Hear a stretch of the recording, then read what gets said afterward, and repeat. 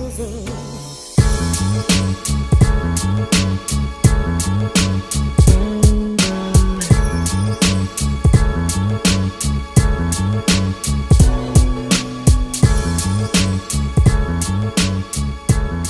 Okay, what's going on YouTube? This is BoxingWave. I want to speak on this trend that I see going on with boxing fans all over, okay? And I wanted to speak on this topic for a while. It's pretty much stating the obvious. A duck is not a win, okay? I know it sounds very obvious, okay? But I know some of you know what I'm talking about when I say a duck is not a win, okay? What I mean by that is no matter how much a champion or whoever ducks a particular fighter, okay, no matter what he does to avoid a fight with just one guy, okay, they don't want to fight. You cannot include that as a win on a resume. If they never fought before, you cannot include that as a win. No matter how much this guy is running from this particular fight. Whether it's the champion, whether it's a top contender, whoever, we see ducks happen every year. Okay, there's a lot of fighters that just avoid certain fights, even if that top contender deserve a shot, has deserved it for a while, and that champion will do anything until they're actually forced to make in a fight, except until it's an actual mandatory for the fight to take place.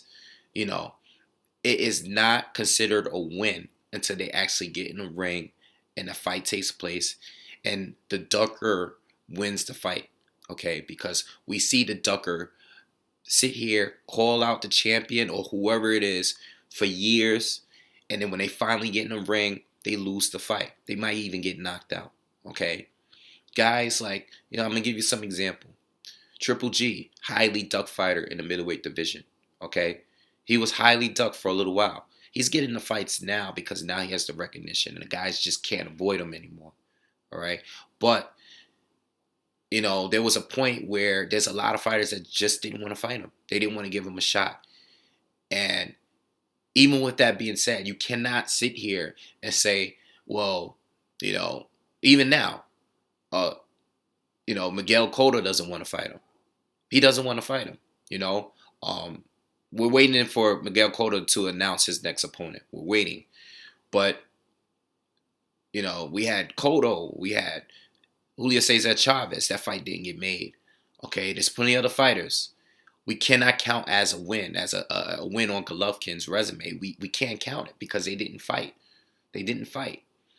Okay? Keith Thurman, same thing. There's a lot of welterweights that just did not want to fight Keith Thurman. Maidana. Paulie Malignaggi, okay? Robert Guerrero, he's fighting him now. But what if Robert Guerrero beats Keith Thurman? What if he beats Keith Thurman? Okay, will it seem like it was the duck was a big deal? No. If he beats Keith Thurman, then does it matter that he ducked Keith Thurman before? No, it's not going to matter. Same thing with Klitschko and Pulev. Pulev wanted a fight. He got knocked out. How long was he calling out Klitschko? And then he gets knocked out. Okay, Lara finally got his opportunity with Canelo. He didn't win the fight. I thought he won the fight, but he didn't win the fight. I thought Canelo was ducking. Most people were saying Canelo was ducking Lara. Lara had to go on stage and meet him face to face to get the fight. Call him out in front of everyone. He finally got the fight, and he lost the fight. You can't count it as a win if the two fighters haven't faced each other yet. Same thing with Rigondeaux. As much as we want to see it, and Leo Santa Cruz is the biggest ducker in the game right now. He's number one. There's no one worse than him. You could throw Peter Quillen up there. If you want to consider him as a big ducker to Golovkin, that's cool. That's fine. But as long as they don't fight, you cannot sit here and say, well, Golovkin, Peter Quillen's ducking him. So, no, if the fight doesn't happen, even if it never happens, and Peter Quillen stays a champion, if he wins the WBO title and he never fights Golovkin, okay, well, then we'll call Peter Quillen a ducker. We can't sit here and give him the credit, Golovkin, the credit for beating Peter Quillen, or give Golovkin the credit for Peter Quillen ducking him. If the fight never happens, it never happens. You know? It's not something that you can attach to his resume. This is what I'm trying to say. Okay? Leo Santa Cruz doesn't fight. If he doesn't fight Rigondeaux, he just doesn't fight him. You know, if Frampton never fights him, if Quigg never fights him, he's just, you know, people are going to consider him the best, just like people consider Golovkin the best. But if they never fight, they never fight. It's nothing you could do about it. You know? I mean, people thought for years, you know, Ray Leonard didn't fight Hagler. I thought Hagler won the fight, but Ray Leonard won the fight. They gave it to Ray Leonard. You know? It is what it is. He got the win. He got the win. It is what it is. You know, it doesn't matter if he retired, he came back, he waited. No, it doesn't matter. Ray Leonard got the win. When you look on his record, Ray Leonard got the W. If you see the fight, people say that they thought Ray Leonard won the fight. You know, people could say that, you know, Hagler got robbed. They could say that all they want. Hagler got the win.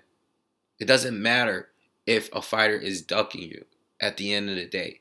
It can bother us. Yeah, the fans ain't going to respect that fighter. You know, they're going to always go back and remember, if you retire and don't fight a particular guy that most people feel you should have fought, yeah, people are going to bring it up. You're gonna bring it up for the sake of argument, you know, of just debating. But it doesn't count like people talk as if it's a win. Okay? If you don't have the fights on your resume, you cannot make the comparison. You can't do it. You can't. You know? I did a video on Rigondeaux and Floyd Mayweather a long time ago, all right? Sometime last year. And it gets the comments. People leave comments on it every day. The views and everything is still up. You know, the view count is going up on a daily basis. And people still leave comments. And, you know, I see people breaking down and comparing Rigondeaux's resumes to Floyd. Like, as a professional, you know, you can think Rigondeaux is a better fighter all you want. That's fine. But once you start trying to compare their resumes, there's something seriously wrong with you.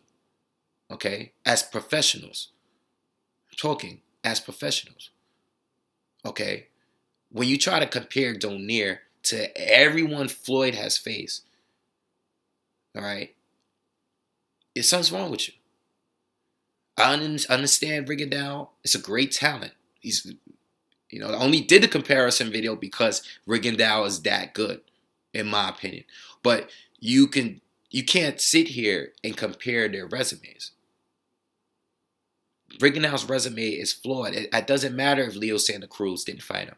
It doesn't matter if Frampton or Quigg doesn't fight him. Okay?